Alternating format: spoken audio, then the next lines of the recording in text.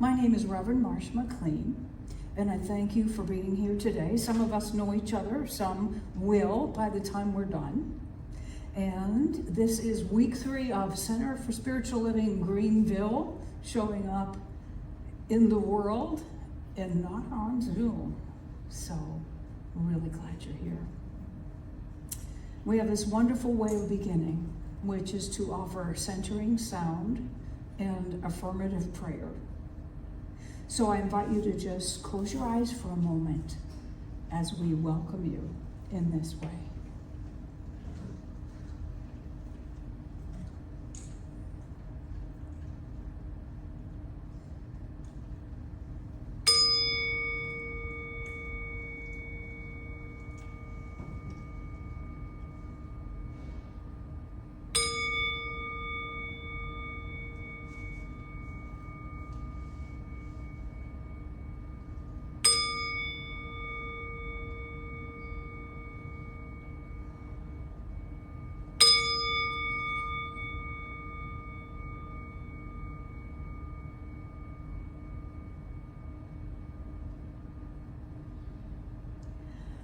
I know that God is in this place because we are here.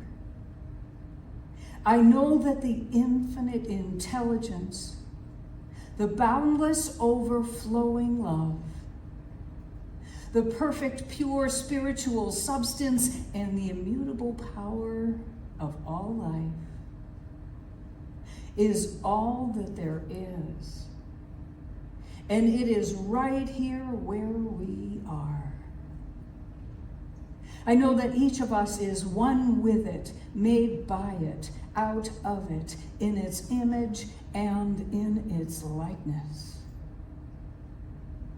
And there is nothing else that we can be or do or have or experience other than this good.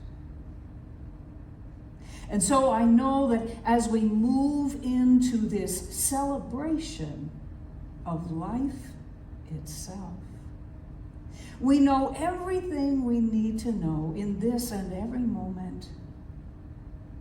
Our hearts are one with the heart of spirit, of the divine, of love itself.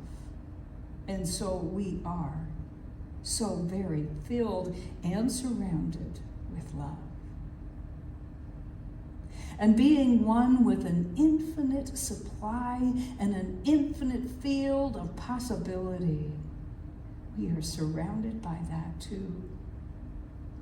As well as life, energy, and vitality for every good thing.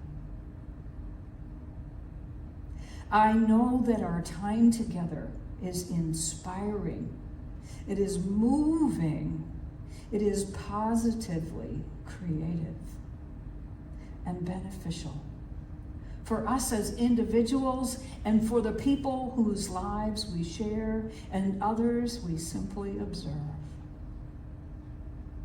And for all of this, I give thanks. I release my word. I know that it is so. And together we say, and so it is. All right.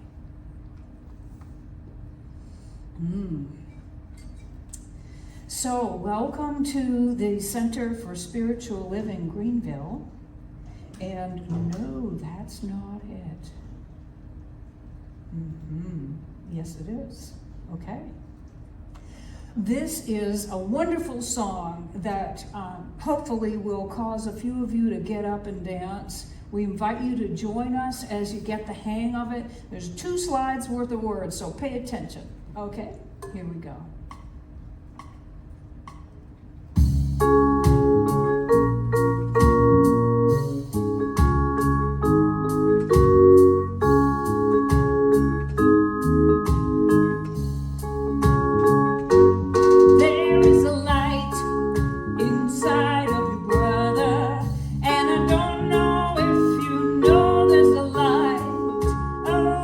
That is so bright, just thought I'd tell you.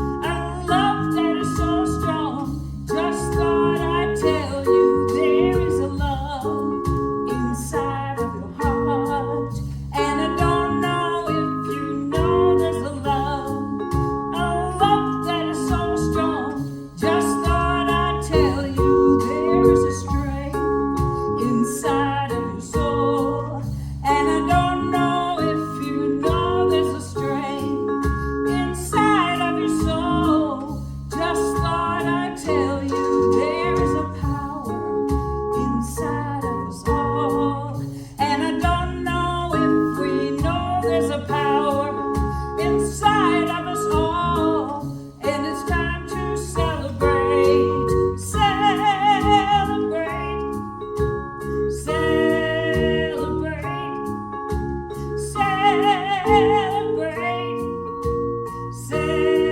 celebrate, celebrate,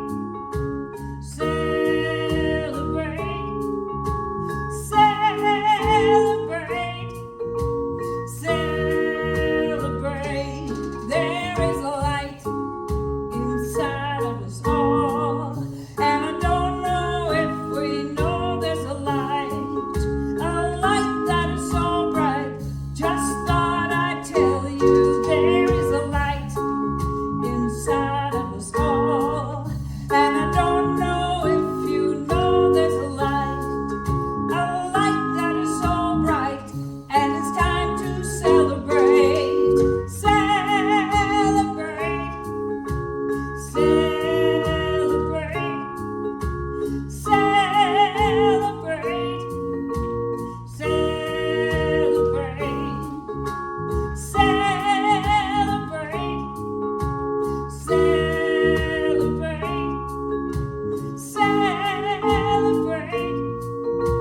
celebrate.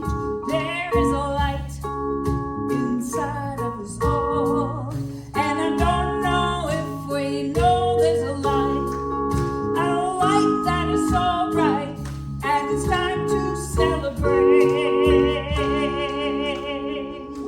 Woo! That's from Ricky Byers, and thank you, Ricky Brugger, too. Oh, I didn't give you the second slide. What can I say? Oh, my goodness. So welcome. Welcome to a place at the center of something great. Welcome to a place where you can discover your own greatness. Welcome to a place which celebrates your coming to share in the spirit of discovery. Welcome to a place which celebrates your taking whatever you find with you wherever you go. Welcome to a place which you can enjoy while you are here, remember fondly when you are elsewhere, and return to whenever you choose. Welcome to a place where you are loved, valued, and supported. Welcome to the Center for Spiritual Living, Greenville. Welcome home, and welcome to life. We have a purpose statement that we would like to share together. So I invite you again. See, it's my job now. To join us as we say this purpose statement together. We are a spiritual community where you are respected and accepted for who you are. We teach practical spirituality for everyday living. We see everyone as an expression of the divine and practice unconditional love and oneness in all that we do. Ooh. So Rick is going to share a reading and some meditative moments with us. Would you like to have this? You have the power. She's powerful. We know that.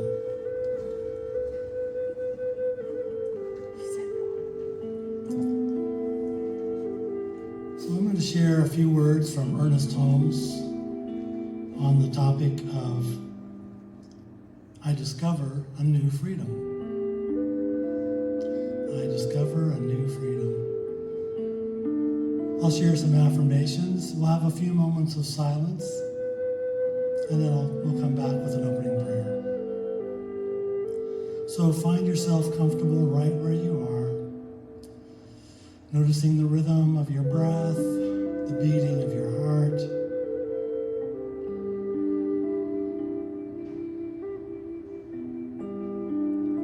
Setting aside any thoughts of the past. as we just take a moment to be present in this moment.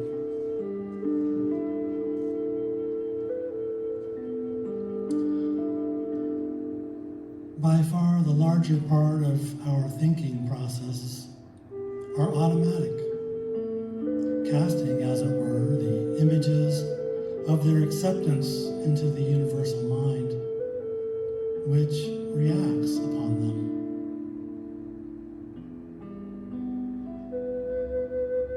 And thus it is that fear can bring about the condition feared, while faith can reverse it.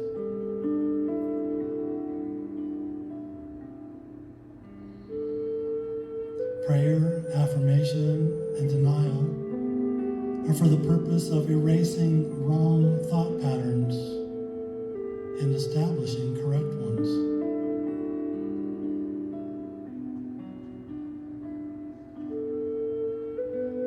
Affirmation can either instantly or gradually establish an inward recognition which becomes permanent.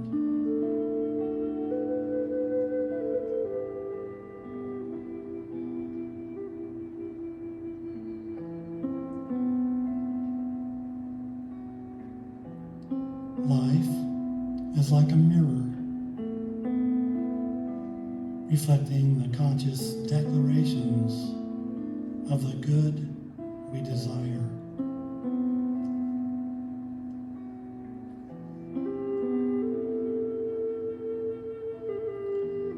I affirm the action of God in my life.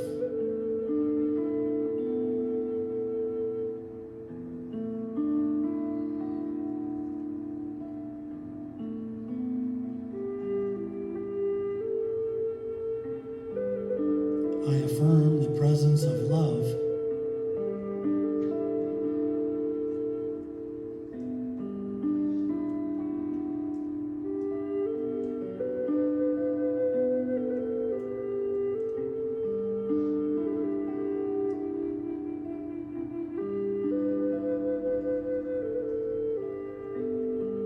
I affirm that peace exists in my experience.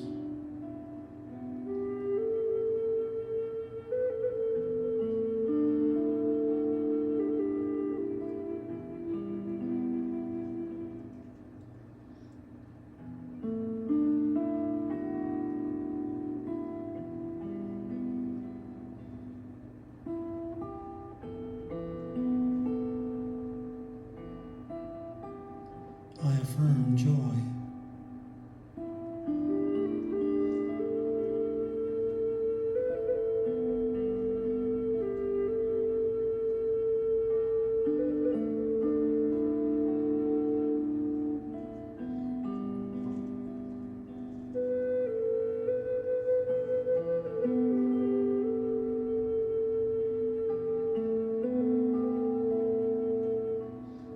I affirm that God is over all, in all, and through all.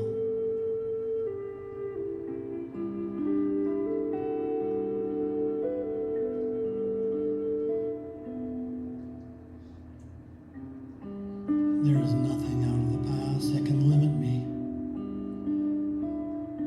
and there is nothing in me that can limit my future.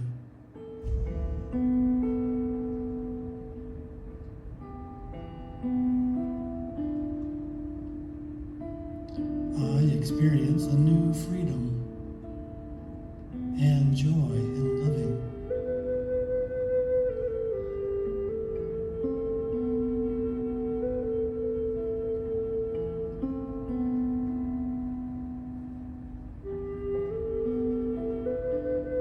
I experience the presence of love, peace, and joy.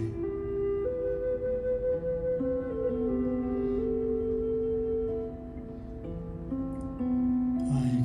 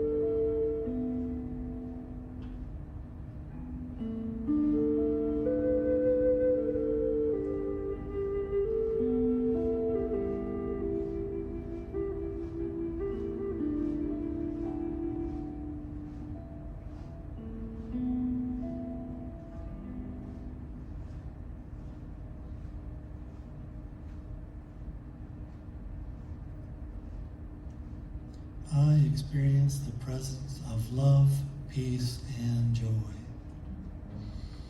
So I bless this day, this perfect day,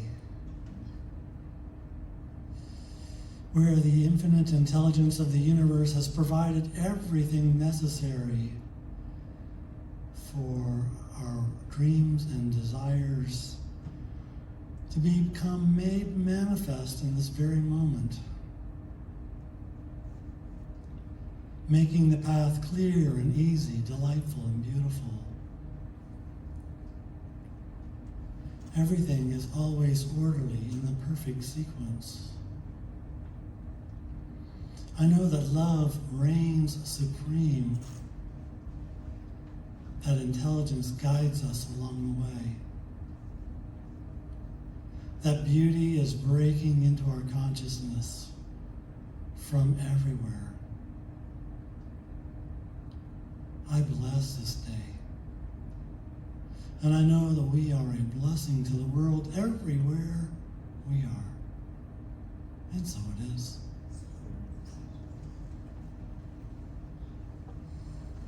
Thank you, Rick. And welcome those of you who found us just now. Good to have you here. This is another song from Ricky Byers called Creator of the Universe.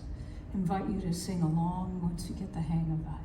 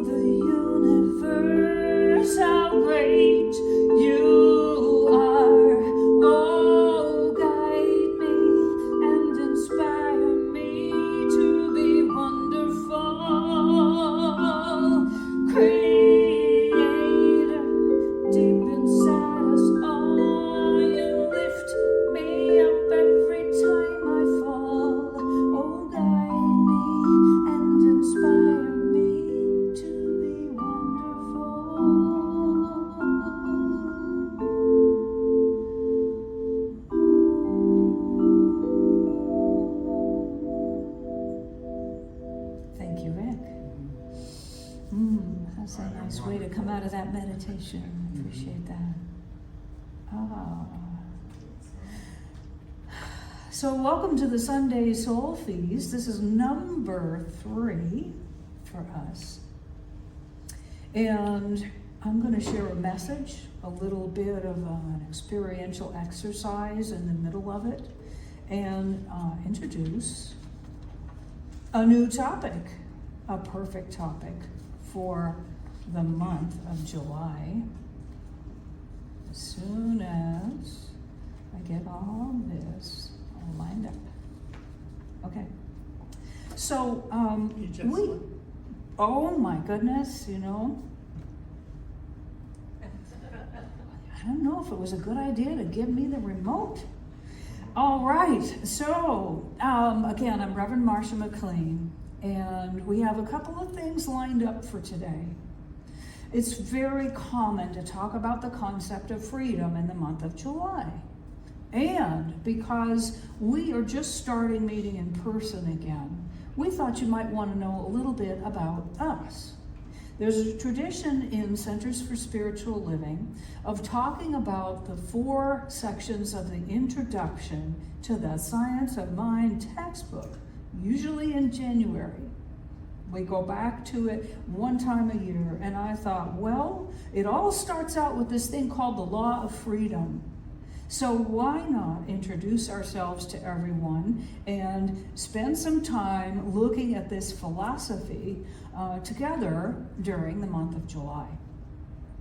So our themes for today are freedom, the thing itself, I promise I'll explain what that is, conscious creation, and justice.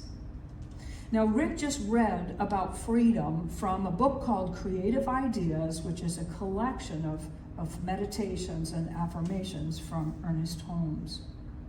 I'm going to be sharing about the thing itself, which I promised to explain, also referred to as conscious creation.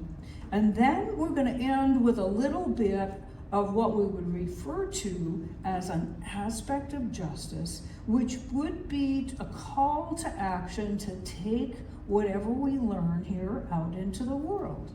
Because this idea is that once we discover something of value in life, we're moved to share it by the very spirit of love itself. So it naturally goes out into our homes and our workplaces, our counties, our states, and so on and so on. So our July series is entitled We're Free to Be. And like I said, we're beginning with a little bit about the Science of Mind textbook. I'm going to take some liberties because you know how textbooks can be. So here's one of the basic concepts that is at the core of what we teach and why we're here. It is this idea that we are all free and that we must discover this freedom and all of life really for ourselves. Think about this. If we're not left to discover our freedom or possibilities for ourselves, we're not really free. If you take a step aside and think, well, in my relationship with friends and spouses and children and parents, for example, maybe employers, maybe politicians even, when we find out that our freedom to explore and to discover and to think for ourselves is hampered, and sometimes by very well-meaning people who think that we need to be protected from something or that they know what's best for us, that's not freedom, okay? The other thing that happens is that if we're not left to discover things on our own, we don't have that very personal experience which leads to understanding. And how the heck are we going to do anything with something that we don't understand? Life is full of possibilities. You may have heard over the past 20 years or so that we live in a field of infinite possibilities. And yet, by its very nature, it cannot force itself on us. Why? Well, for one, I wouldn't listen if that were the case. And there's that understanding bit again. If all of life, all that is possible, all there is to be known is just thrown at us all at once, what else would happen? Well, first of all, we might not get it, so what use would it be? It might be too much or not in a language we can understand, so we wouldn't listen. It wouldn't be through our own experience, so we wouldn't understand it. Maybe all at once would cause us to have a psychic break and end up, in a padded room or something. So there's this thing that life just sort of breadcrumbs us. It encourages us to seek things out and to explore and to discover and to find out, and then this understanding happens. And a lot of cool stuff happens after that. So we have this part of us inside that knows there's got to be more than this. We're always, from the moment we hit the ground, from the moment we show up, we've got this intuitive, this instinctive reaching. There's a book by Irvin Seal called 10 Words That Will Change Your Life. It's a metaphysical interpretation of the 10 Commandments. And one of the things that he talks about is this, instead of just being worried about envying your neighbor and your neighbor's stuff, is that we have this thing within us that's always seeking, always driving, like, well, I was fine till I realized you had one of those. I think I want one of those too. And so now I'm off to try to get myself one of those. And it actually drives us in life. And we need a couple of other qualifiers in order to be nice about that. Because everybody should have the same opportunity to seek and to find, and then to be all excited about what we discover and naturally have this loving desire to share that with others. That's how it's supposed to work. So we yearn, we dream, we quest, we seek out new and greater experiences, and that inner voice that instinctively knows there's more, that's the one to listen to. It's built in. We're hardwired to discover our freedom, our potential, our possibility. So love is the responsive, creative nature of life itself. This is a metaphysical principle, okay? Think of love as this receptive, creative, loving, generous force of nature that is always offering. It is always becoming. It is always reaching toward us. It is always offering some of that good. And there's so many other qualities that it has, revealing our harmony, our unity, our oneness. I like to say our symphony, our accord. Love is generous. Love is kind. So one of the things that love is that it is responsive. It is creative.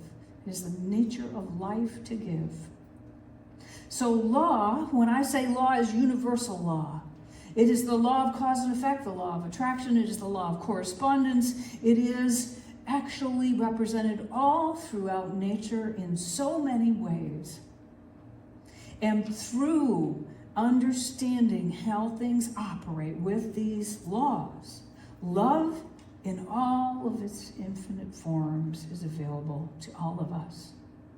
The wonderful thing about a law, which is also called a principle, is that it works equally for everyone all the time. This is where a little bit of this scientific concept comes in.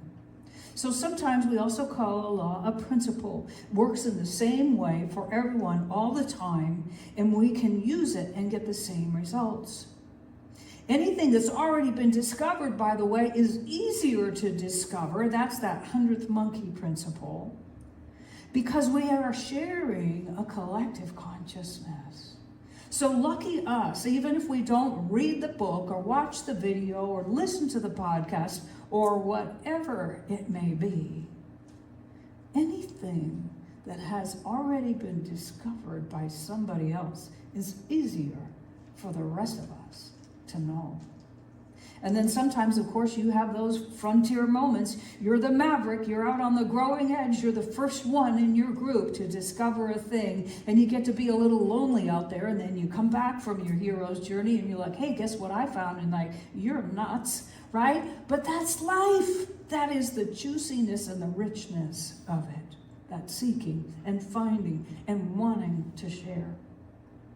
So principles, laws, can be counted on to operate the same way for everyone all the time. Here's a famous line from Ernest Holmes. He's our founder, by the way.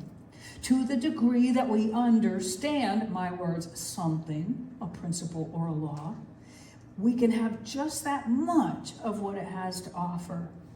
This is the ultimate, he says, the law of mind, because it is creative power. So you understand this one, and there's no limit to what we can do. It's no different than other principles, and some of them are so obvious, they're good examples. Like there's so much that we can get out of mathematics. And we can get more out of mathematics to the degree that we understand the language of mathematics. Or leverage a good friend who understands that, right? How about electricity? How electricity works, right? I actually don't need to know all of it because there are people who do, who've been inspired to discover it and learn it and share it and distribute it and regulate it and teach about it and make it their profession, so that I can just walk in this room and flip a switch and the lights come on. And there's actually so much involved in that. And it all operates according to laws which work the same way for everyone all the time. Another example is mixing colors. When you mix this color with that color, you always get that one. That's a principle or a law that works the same way for everyone equally. Now we can go to Home Depot or Lowe's with a little whatever, tear off a piece of the wall in the bathroom and say, I need to patch a spot and make it look exactly like that. And they pop it into their magic machine and make us thing that looks exactly like that, utilizing those same principles for mixing colors together to get a certain one. And then, of course, people give them so many names, we get confused anyhow. So don't go by the name, go by the principle. So here's another thing. We can't see a principle or a law, but we can see evidence of it everywhere. We learned to walk by watching other people walk and observing very carefully what they did. And our instinct was, I see her, maybe I see my older brother or sister going across the room, I'm like, I want to do that too, right? So I watch them, and I don't even know how to use my limbs yet. I'm just, there's that crawling, kind of scooting thing that happens before we get up a little, then we're crawling, and our parents are like, oh no, here it comes. And then we start to walk, and then we start to run. But it all is by observation and mimicking an example of how all that works. And then we experiment and we practice until we fall down less and we move more. And pretty soon we're the fastest kid in school, whatever that is. This is no different. What I'm talking about here, though, is this idea that there is a law of mind. The law of mind. And I will say it doesn't stop at thinking. We'll get to that in just a moment.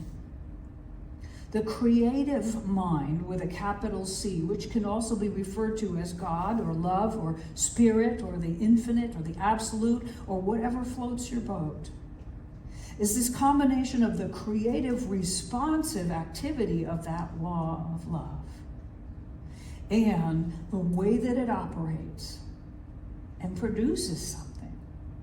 So in the realm of thinking and feeling, there are laws too. One of them we call so often is the law of attraction. We're going to talk about that some more next week. The law of cause and effect. Sounds a little clinical. The law of correspondence, which is not rules about writing your relatives. It's about how the universe corresponds to you.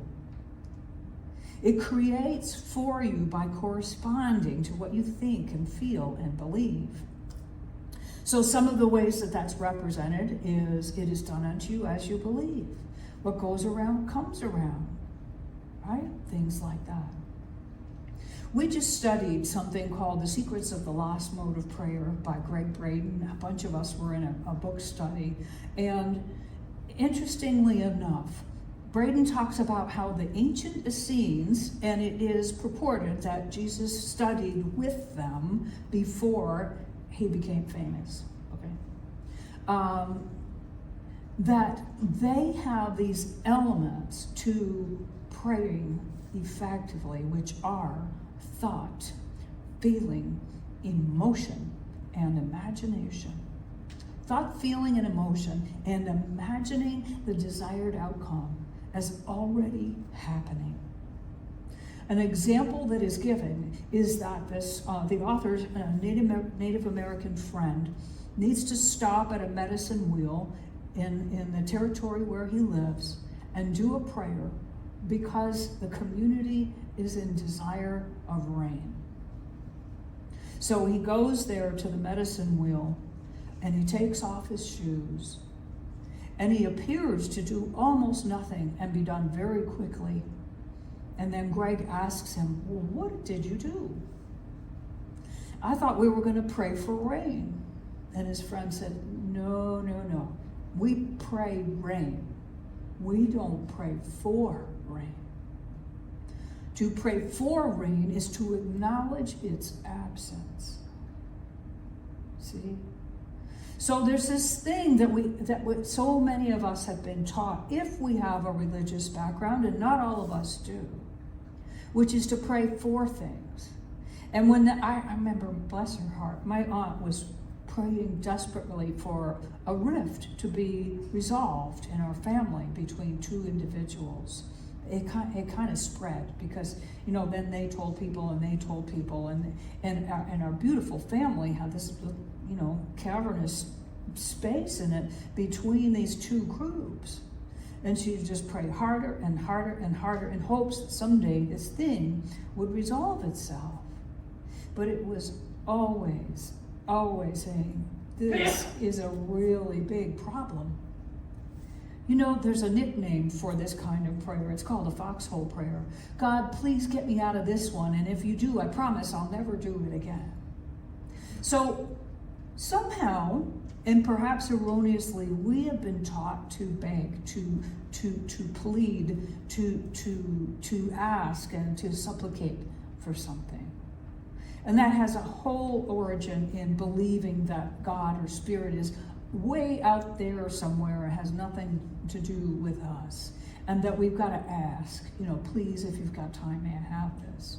So this ancient teaching is saying a similar thing, that praying, believing means thinking as if, feeling as if, acting as if, in thought, feeling, emotion, and in imagination, what Greg Braden's Native American friend did without his shoes on was to stand there in silence and to completely embody what it would feel like if it was raining, and raining plenty.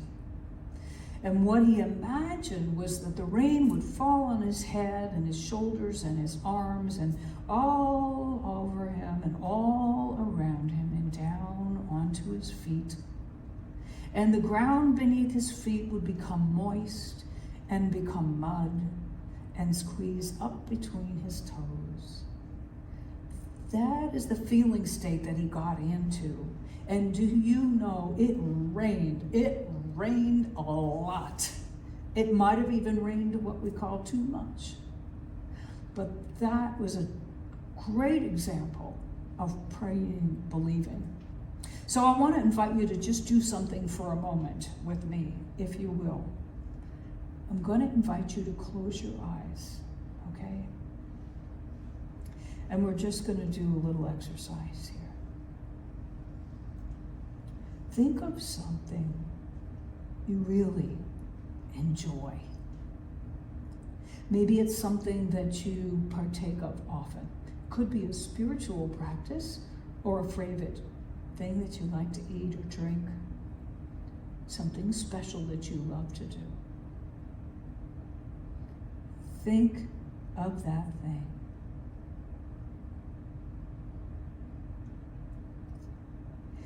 And as you begin to think of that thing, continuing to think about it, notice that a feeling comes up. Maybe it is a memory of delight. Maybe it is a feeling of anticipation. Maybe it is a feeling of excitement or enthusiasm. And notice as you think of this thing which you love to have or do, and the feelings begin to come up.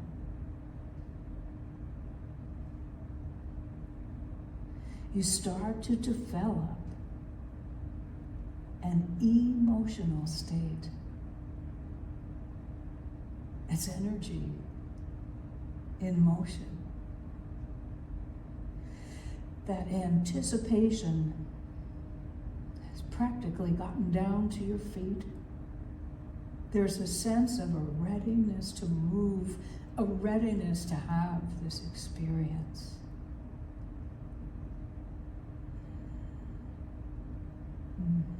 Now imagine if you're having it. You're doing that thing, tasting that thing, having that experience.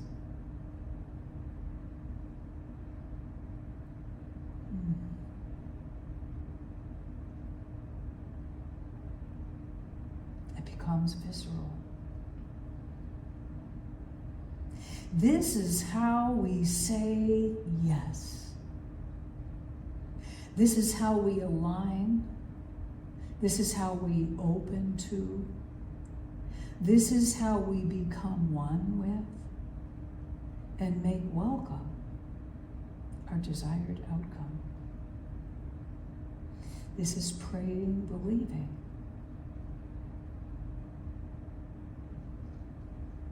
So I invite you to open your eyes. There's more to it than that. There's an opening and a gratitude and a release. And yet, that is the gist of it. Do you know something else that we do all the time?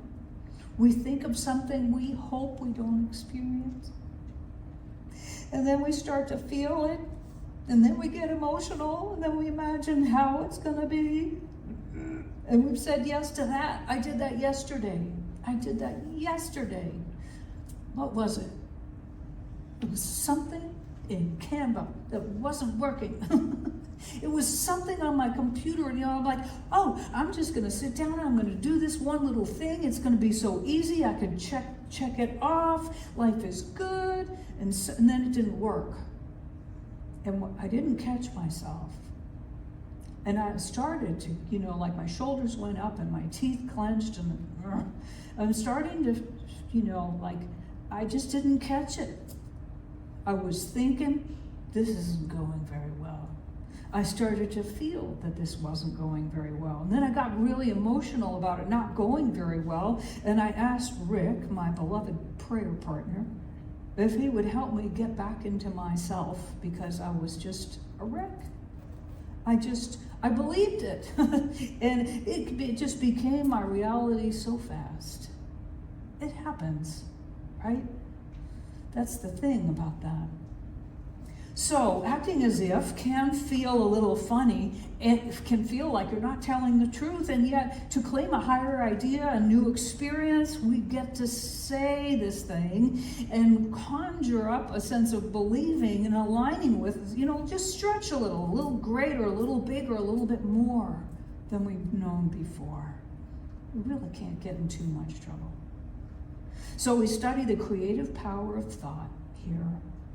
We recognize that the stuff of creation responds to every impress made upon it, and lovingly, like you've got a Toyota, gives us the outward manifestation, the physical demonstration, the tangible representation of that thing. Because what happens is the thought, feeling, emotion, imagination calls all of the stuff of creation around that pattern and begins to create accordingly. I think it's Newton's third law of motion, but anyway, I kind of borrow it and mess it up a little bit. That something that we set in motion will stay in motion until it is acted upon by an outside force. So if, like me, you're nursing a temper tantrum, by all means, interrupt it. And if you're nursing a dream, don't interrupt it. Practice supporting it and have people help you. I'm like, Rick! And he helped me get back into who I am, and the rest of my day went fine. And Canva is still malfunctioning, but I think it's Microsoft's fault. But you know, I always think it's Microsoft's fault. So, it's okay. So Holmes calls this, Ernest Holmes, our founder, calls this the road of freedom. I want to just say this, the road to freedom, he says, lies not through mysteries or occult performances, but through the intelligent use of nature's forces and laws. I'll say that again. The road to freedom lies not through mysteries or occult performances, but through the intelligent use of nature's forces and laws. When we learn to trust the universe, we shall be happy, prosperous, and well. And here's how we end this. He says, no matter our emotional storm or what our objective situation may be, there is always something hidden in the inner being that has never been violated. We may stumble, but always there is that eternal voice forever whispering in our ear, that thing which causes the eternal quest, that thing which forever sings and sings. So I want to wrap this up with a couple of things. First of all, someone told me that my priority should be God, self, and others. That first I nurture my relationship with the divine, and I would say absolutely, in whatever way I want to define that, I'm the one who gets to choose what that is. That second, I should nurture my relationship with myself. And third, nurture my relationships with others. And as I said earlier, we've also been told that when we have a challenge, we seek to solve it. We seek to discover the solution, and we find something, and we are moved to share it with others. So we have this built-in desire to share. I want to offer just a word or two from Reverend Dr. David Alexander. This book was published on June 3rd, I think. It's super new, and he is the spiritual director of Center for Spiritual Living in Atlanta. And it's called Freedom from Discord.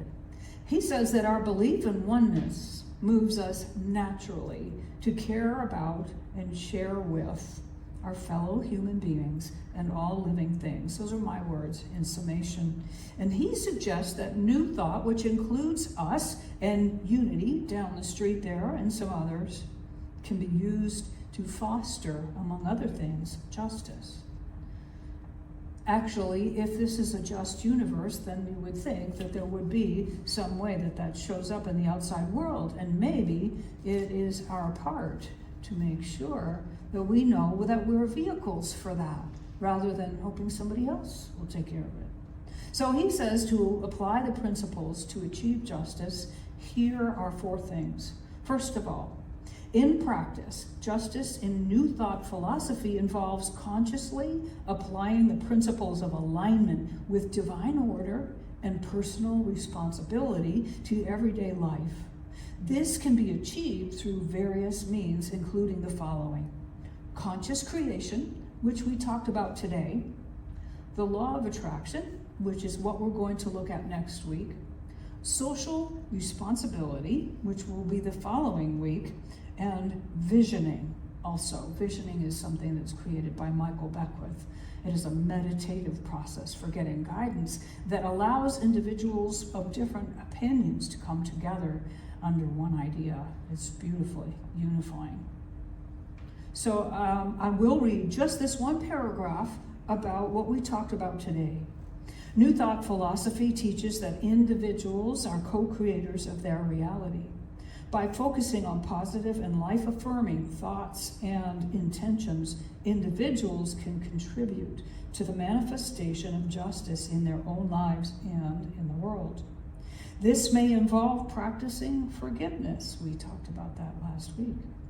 Cultivating compassion, seeking peaceful resolutions to conflicts, and taking responsibility for personal conflict or discord by leaning into the lessons that such experiences hold. So we're going to look more over the next 3 weeks about how what we teach and practice here relates to that part, about taking it out into the world, into our lives, into the lives we touch, into the lives with which we interact. In the meantime, I want to give this as a call to action and ask you these questions. What's one thing you could do to nurture your relationship with the divine? However you choose to call that. What's one thing you could do to nurture your relationship with your true self? And what's one thing you could do to nurture your relationships with others? Pay attention to what stirs in your heart this week. Trust it and follow it and see what happens. Thank you.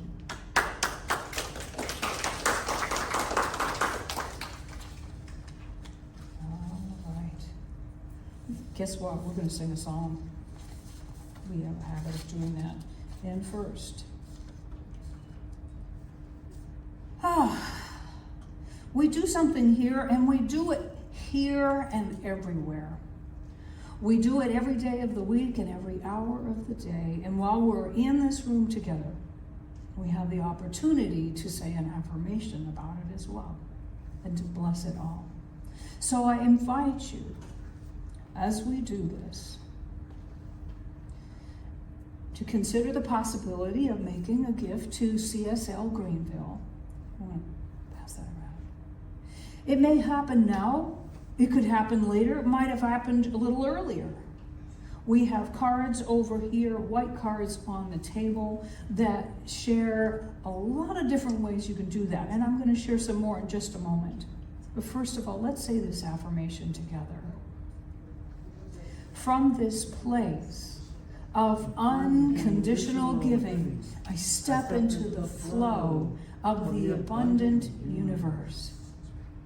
I now find myself in harmony with the nature of life, and so it is. So some of the ways that you can do this, they're really nifty, is to text the word give to 864-263-1234. That's 864-263-1234. There's a QR code here if you're one of those snazzy techie people. And you can also go to our website at cslgreenville.com/give. And if you can't remember all of that, there's that white card over there. And as a matter of fact, if you'd like to just leave something in that vessel, you can do that as well. So now we're going to sing a song because we really love to do that. And I invite you, thank you, David, to get up and sing with us. Okay, here we go.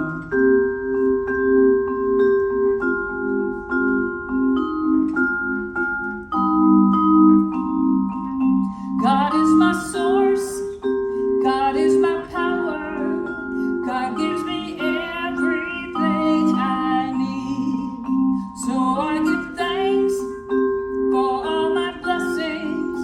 God gives me everything I need. Love is my source. Love is my power. Love gives me everything I need. So I give thanks for all my blessings. Love gives me everything I need. Joy is my source. Joy is my power.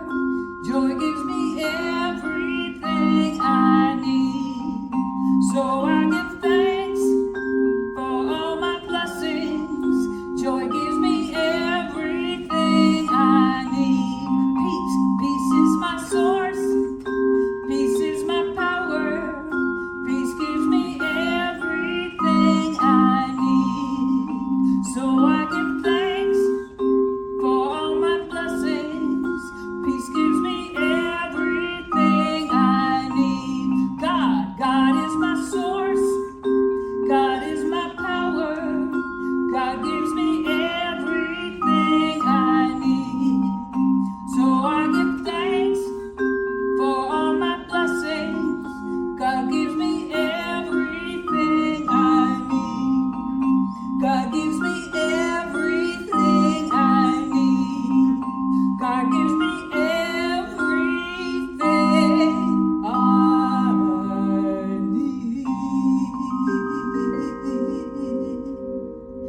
So I know that these gifts are blessed because they came from you and you are pure spirit.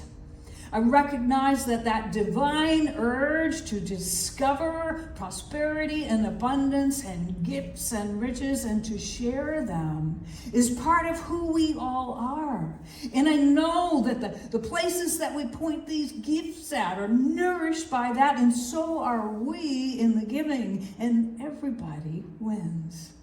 So for this, and for Center for Spiritual Living Greenville and its growth, I give thanks. I release my word. I know that it is so, and together we say, and so it is. Thank you. Okay, so we've got just a couple of announcements. I'm thinking of Lyle Lovett. He's the wonderful song, and the chorus is, "It's time for dinner now, let's go eat." So anyway, I started 5 minutes late, and I'm taking it.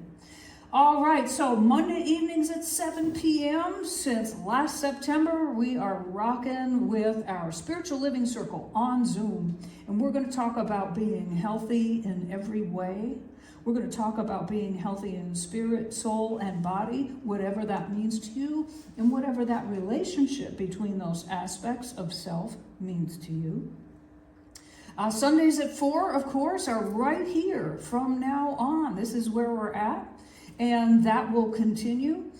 Tuesdays, beginning at the end of August 27th through September 24th. I know, can you believe it? From 7 to 9 Eastern Time on Zoom is a CSL class called Change Your Thinking, Change Your Life. The beauty of this is it's 5 weeks, no textbook. And we're offering it on a love offering basis. And if you're like, man, I like this stuff, I want to keep going, you can go all the way to a master's in consciousness or beyond. That's up to you. And you can start with this 5-week class. It's great. So if you'd like to join our Blue Card Club, all that means is that take one of these with you and use one of these fancy ways to get in touch and tell us that you'd like to be on our mailing list. Or you can just go to our website. And if you'd like to make a prayer request, there are yellow cards over there. You can write down a prayer request and drop it in that white vessel there. And Rick, as a licensed practitioner, and myself will do some of that affirmative prayer for you and support you in whatever it is that you are asking for. Okay? So, we got one more thing, and I know that Ken knows this. I know that Mariana does, and I think you guys do too, because we did it pre-COVID. Yeah. So stand, sing, join me if you will. Joy, joy, I still got joy. Joy, joy, I still got joy. Joy, joy, I still got joy. After all I've been through, I still got joy. Love, love, love, I still got love. Love, love, I still got love.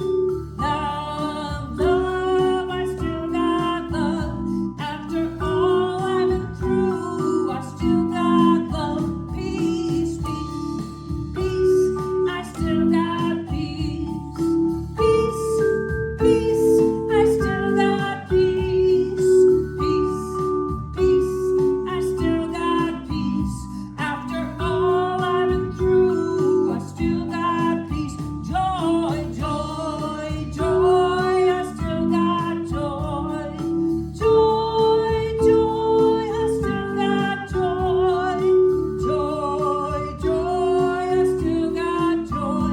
After all I've been through, I still got joy. After all I've been through, I still got joy. After all I've been through, I still got joy. Woohoo! All right, thank you everyone.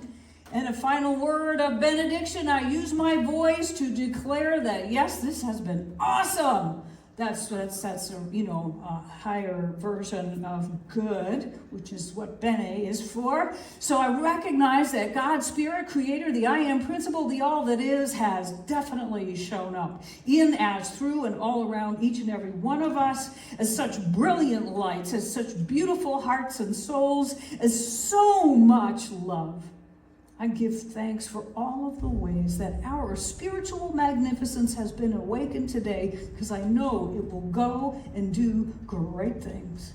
I know that this blessing that we have received here today goes out with us wherever we go and touches the lives of people we don't even know and will never know, because that is how big and limitless love is. So I give thanks. I release my word. I know it is so, and together we say, and so it is.